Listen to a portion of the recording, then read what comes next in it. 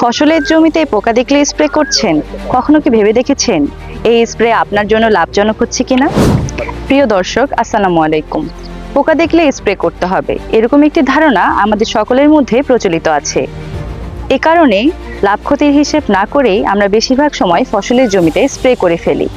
এতে পরিবেশের ক্ষতি তো হচ্ছেই, পাশাপাশি কৃষকও অর্থনৈতিক ক্ষতির মুখে পড়ছে এবং আশানুরূপ লাভ করতে পারছে না। ফসলের জমিতে এরকম দু একটি মাজরা পোকার আক্রমণ দেখলেই আমরা স্প্রে করি হাজার হাজার টাকার কীটনাশক।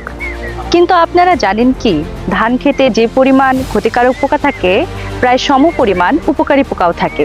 এই উপকারী পোকাগুলো ক্ষতিকর পোকাগুলোকে খেয়ে নেয়, কিন্তু স্প্রে করলে এই উপকারী পোকাগুলো মরে যায়। এ কারণে দেখা যায় মাজরা পোকার আক্রমণের কারণে যেখানে 1 থেকে 2টি স্প্রে যথেষ্ট, সেই জায়গায় 3 থেকে 4টি বা অনেক সময় 5টি স্প্রেও করতে দেখা যায়। ধরুন আপনার 33% জমির 2 থেকে 3% শীষ বা 5 থেকে 6% দিক মাজরা পোকা কেটে ফেলেছে।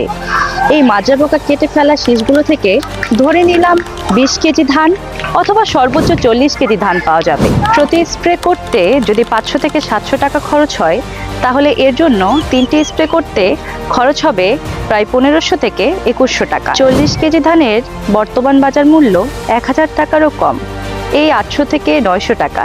তাহলে লস হচ্ছে কত? প্রায় 600 থেকে 1200 টাকা। মনে করুন তারপরেও আপনি লাভ করলেন, কিন্তু কাঙ্ক্ষিত লাভ করতে পারছেন কি? এক কথায় না, আসলে লাভবান হচ্ছে কীটনাশক দোকানদার এবং কোম্পানিগুলো। শুধুমাত্র মাজরা পোকার স্প্রে থেকেই আপনি আনুমানিক 700 টাকার মতো অপচয় রোধ করতে পারছেন। তাহলে অন্যান্য ফসলের কথা চিন্তা করে দেখুন তো। তাহলে একটি ফসল চাষ করতে আপনি কতগুলো টাকা অপচয় করছেন একবার ভেবে দেখুন তো। তাহলে মাজরা পোকার স্প্রে কখন করলে অর্থনৈতিকভাবে লাভবান হওয়া যাবে? জমিতে শতকরা 5% মরা শীষ অথবা 10% মরা দিক দেখলেই স্প্রে করুন। ফসলের জমিতে ডালপালা প্রতিদিন মাজরার জন্য ব্যবহার করুন ফেরোমন ফাঁদ এবং লাইন ও লোগো পদ্ধতিতে ধান লাগান। পরিমিত পরিমাণে ইউরিয়া সার ব্যবহার করুন।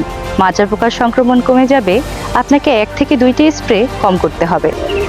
আধুনিক যুগের সাথে তাল মিলিয়ে অধিক আয়ের জন্য বৈজ্ঞানিক পদ্ধতিতে চাষাবাদ করুন। কৃষি বিষয়ক সঠিক তথ্য পেতে অ্যাগ্রোমেন্টর ফেসবুক পেজটি ফলো করুন এবং আমাদের ইউটিউব চ্যানেলটিকে সাবস্ক্রাইব করতে কমেন্ট বক্সে দেওয়া লিঙ্কে ক্লিক করুন। ধন্যবাদ।